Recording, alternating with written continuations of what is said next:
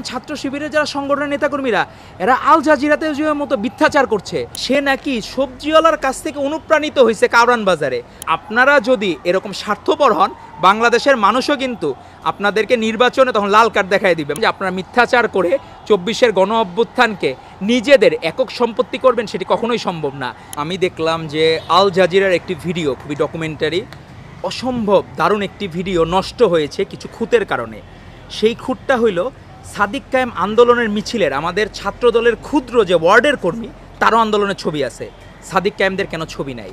আমি দেখলাম শিবিরের একজন সেন্ট্রাল নেতা, সে নাকি সবজিওয়ালার কাছ থেকে অনুপ্রাণিত হয়েছে কারওয়ান বাজারে, সম্ভবত ৩রা আগস্ট বা ৪ঠা আগস্টের ঘটনা। কি এক অদ্ভুত বিষয়, যেখানে আমার রিক্সাওয়ালা ভাই, গার্মেন্টস শ্রমিক, রিক্সাওয়ালা ভাই সে তো পড়ালেখা কম জানে, দেশের প্রতি তার অসম্ভব ভালোবাসা, সে এক মুহূর্ত কার্পণ্য করে নাই। রিক্সাওয়ালা ভাইরা, আমাদের ভাই যারা শহীদ হয়েছে, রিক্সাওয়ালারা কীভাবে তাদেরকে সহযোগিতা করেছে, আহতদের নিয়ে গেছে, জাতীয় বীর ধরা উচিত এই রিক্সাওয়ালাদের, তাদের পুনর্বাসন করা দরকার। কিন্তু তারা কিন্তু একদিনও আমি দেখি নাই রিক্সাওয়ালারা দাবি করছে রাষ্ট্রের কাছে যে এরা কোনোদিন রাষ্ট্রের বোঝা না। ক্ষুদ্র রিক্সাওয়ালারাও, আমার ভাইরাও বুঝে যে তারা রাষ্ট্রের মনে করে, তারা রাষ্ট্রের শক্তি, তারা কোনো ইয়ের জন্য, পাওয়ার জন্য, চাওয়া পাওয়ার জন্য রাজনীতি করে নাই। সেই জায়গায় আমরা দেখলাম একটি ইসলামপন্থী রাজনৈতিক দলের ছাত্র সংগঠন, তারা যেভাবে মিথ্যাচারের একটা ফ্যাক্টরি তৈরি করছে, এটা একটা অদ্ভুত বিষয়। তারা প্রকাশ্য দিবালোকে আল জাজিরাতে যেয়ে দেখলাম তারা নিজেরা দাবি করতেছে তারা কি ছিল না ছিল, একবারও তারা ওইখানে বৈষম্য বিরোধী বাকি নাহিদ ইসলাম এদের কারো কথা, ছাত্র দলের কথাও বলে নাই। এটি আমাদেরকে ভাবায় যে আপনারা যদি এরকম স্বার্থপর হন, বাংলাদেশের মানুষও কিন্তু আপনাদেরকে নির্বাচনে তখন লাল কার্ড দেখায় দিবে। মানুষ কিন্তু জানে যে আপনাদেরকে রাজপথে পাইছে কি পায় নাই, মানুষজন কাদের নেতৃত্বে আন্দোলনে গেছে, এগুলো কিন্তু সব জানে। আপনারা আপনাদের লিস্ট কেন এখনও প্রকাশ করলেন না? আপনাদের কয়জন জামাত কর্মী বা আপনার শিবির কর্মী আহত বা নিহত হয়েছে, আপনাদের লিস্ট কিন্তু এখনও কোথাও কেউ পায় নাই। আপনারা কিন্তু স্পষ্টভাবে কোনো কিছু প্রকাশ করেন না, আপনারা নিজেদের মতো করে করেন।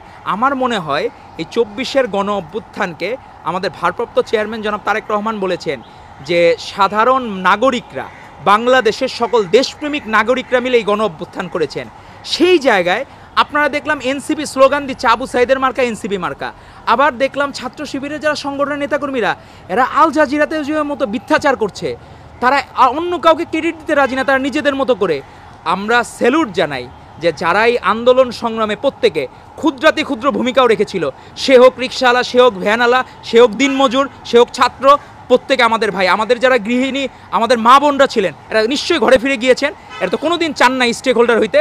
এজন্য আমরা চাই যে আপনারা পারস্পরিক শ্রদ্ধাবোধের জায়গা ঠিক রাখবেন, আর রাজনৈতিক মিথ্যাচার বেশি দিন টেকে না। হাসিনাও তো অনেক মিথ্যাচার করতো, ফ্যাসিস্ট হাসিনা, টিকাইতে পারেনি তো মসনদ। তো আপনারা মনে করছেন যে আপনারা মিথ্যাচার করে ২৪-এর গণ অভ্যুত্থানকে নিজেদের একক সম্পত্তি করবেন, সেটি কখনোই সম্ভব না। ব্রেন চাইল্ড কী জিনিস? আপনি ধরেন আমাদের সাধারণ সম্পাদক যখন নাসিরউদ্দিন নাসির ভাই প্রস্তাবনা দিয়েছিলেন আমাদের ভারপ্রাপ্ত চেয়ারম্যান জনাব তারেক রহমানের কাছে প্রোফাইল লাল করার, কারণ বিপ্লবের রং সারা বিশ্বে লাল।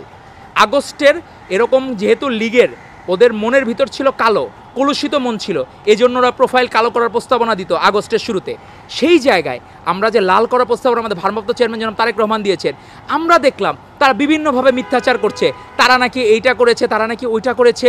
এখন তো কখনো ইতিহাস মিথ্যাচারীদের পছন্দ করে না। আপনি আসিফ মাহমুদ সজীব ভুইয়া তার যে বই লিখছে মাতৃভূমি অথবা মৃত্যু, সেই বইয়ের যখন ৫ই আগস্ট সেই জায়গায় যখন উল্লেখ করা হয়েছে কারা কারা মিটিং ছিল, চ্যানেল 24 অফিস থেকে মিটিংয়ে অ্যাটেন্ড করেছিল, উদ্দেশ্য প্রণোদিতভাবে ছাত্রদলের প্রেসিডেন্ট সেক্রেটারি আর আমাদের এই তরুণ প্রজন্মের আইকন আমাদের ভারপ্রাপ্ত চেয়ারম্যান জনাব তারেক রহমানের সুযোগ্য কন্যা জাইমা রহমানের নামটা অমিট করে দিয়েছে। তো এত ঈর্ষা নিয়ে রাজনীতি হয় না ভাই। আপনি উপদেষ্টা হয়েছেন, সব ঠিক আছে, কিন্তু আপনি উপদেষ্টা তো সারা জীবন থাকবেন না।